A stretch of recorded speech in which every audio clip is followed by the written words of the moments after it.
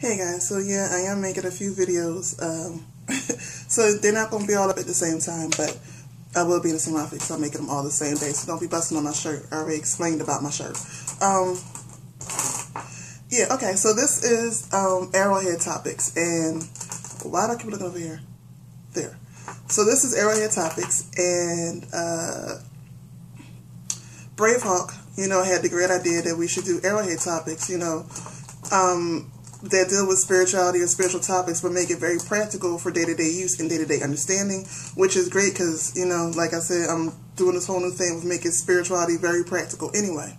So this week's or this month's Arrowhead topic, I'm not too sure exactly how often we're doing it. But anyway, this first Arrowhead topic is about toxic friends. Are they really toxic, or are they lessons to be learned? So this is my take on it.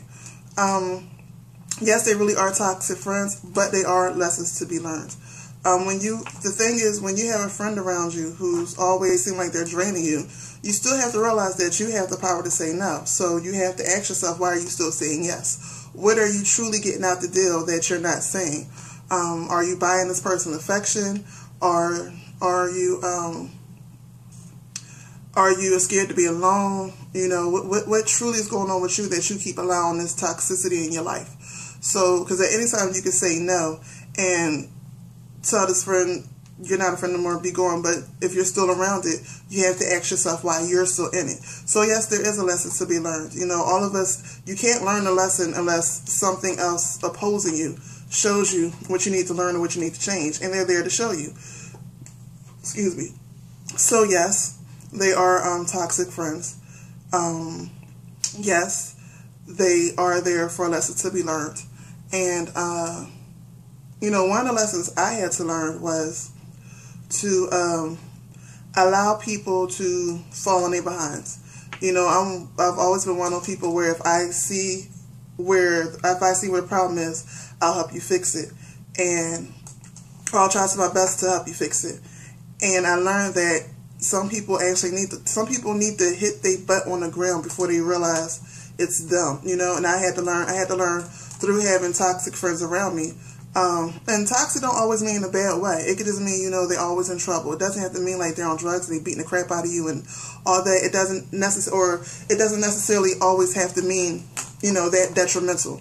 But, they could just be, always calling you for a favor, never really giving favors back, always needing a favor, always on the phone, complaining about their life to you, things like that. You have to realize why are you really doing it? When you have that friend who's always complaining, let's get real here. When you have that friend who's always complaining on the phone to you, it does feel good to know that that's not your life. It sounds bad to say it, but we all think it, we all know. We go, ooh, I want to help her, but I'm so glad that's not my life. I'm so glad. We all do it. Let's just be honest. I'm in the dark. I do dark work or shadow work, and I'm going to be honest with you. But so you have to realize, one, you're still listening to certain situations to make yourself feel better. So you have to ask yourself, what's going on in your life that you need to hear somebody else's life who's miserable or who has less than you to make you feel better? Why are you still judging your life and how you feel off of what someone else is going through? That's one. So you're there to learn that. Then, again, like I said, when you're doing stuff for them, how does it really feel?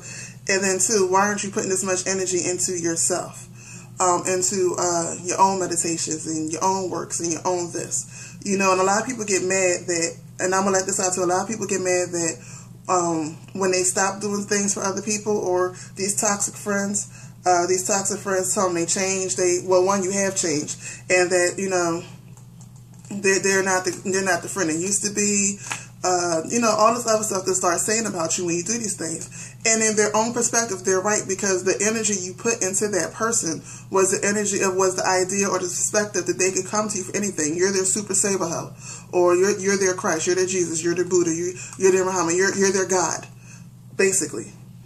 And now that you just took that away from them, they don't know what to do, because they're so used to that energy of just falling back on you or just going to you. So yes, that is your fault for allowing them to get into that position, for allowing them to be in that vibrational space, for allowing them to be under that type of energy. This thing is in my eye.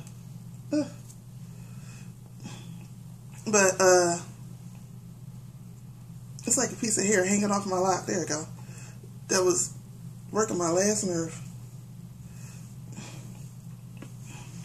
But anyway, as I was saying,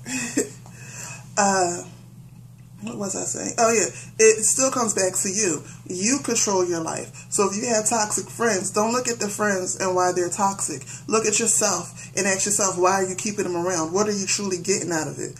And whatever answer it is, don't place a positive or a negative on it. Let the answer be the answer. By the time this video go up, the new moon should be over, but we're still under that new moon energy, that Gemini energy. We should still be under that energy a little bit, and this is a great time to go into that type of dark work and figure out whether that person is a positive or a negative in your life. What are you getting from it? Because you have to be getting something from it in order for them to be around. Let the answer be the honest and truthful answer. Don't place a positive or a negative on it. Let it be an honest and truthful answer.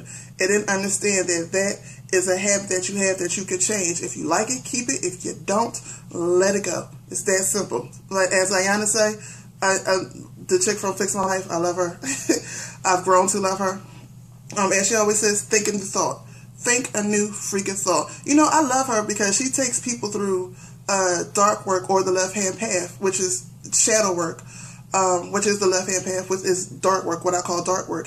And they don't even realize it. People are so scared to do the left-hand path. That's what the left-hand path is looking at yourself first. Finding things in yourself first. Putting yourself first. Understanding yourself. Know thyself. That is the left-hand path. There's nothing spooky about it. But she does it, and no one's the wiser. But anyway, I'm going to shut this down.